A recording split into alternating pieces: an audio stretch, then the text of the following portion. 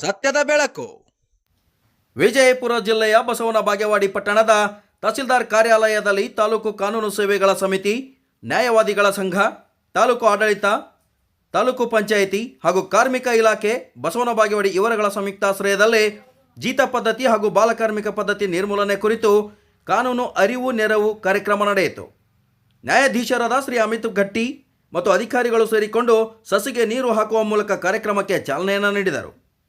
ನ್ಯಾಯಾಧೀಶರಾದ ಅಮಿತ್ ಘಟ್ಟಿಯವರು ಕಾರ್ಯಕ್ರಮ ಉದ್ದೇಶಿಸಿ ಮಾತನಾಡುತ್ತಾ, ಸಣ್ಣ ವಯಸ್ಸಿನಲ್ಲಿ ಮಕ್ಕಳನ್ನು ದುಡಿಯಲು ಹಚ್ಚುವುದರಿಂದ ಅವರ ಜೀವನ ಮತ್ತು ಆರೋಗ್ಯ ಹಾಳಾಗುತ್ತದೆ ಎಂದು ಹೇಳಿದರು.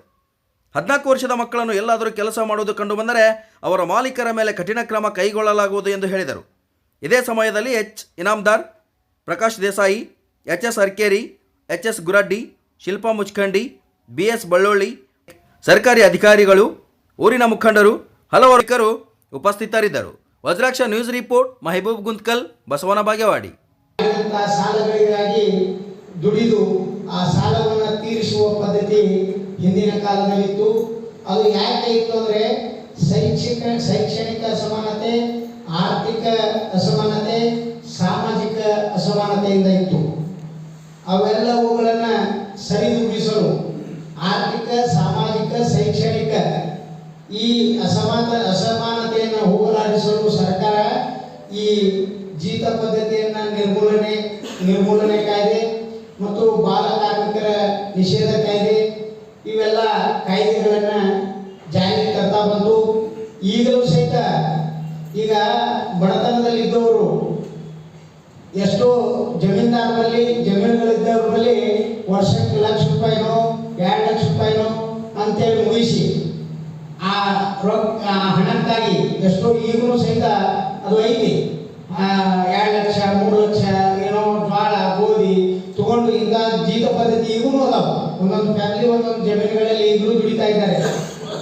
ಇಂಥ ಈ ಜೀತ ಪದ್ಧತಿಯನ್ನು ಹೋಗಲಾಡಿಸಬೇಕು ಅಂತಂದ್ರೆ ಮೊದಲ ಸಮಾನತೆ ಬರಬೇಕು.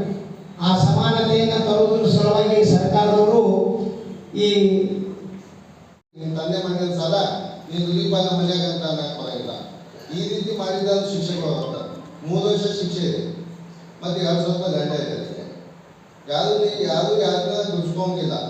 ರೂಪಾಯಿ ನೀನು ನನ್ನ ತಂದೆ ಮಾಡಿದ ಸಾಲ ನೀನು ಬಂದು ಕೆಲಸ ಬರೋಲ್ಲ.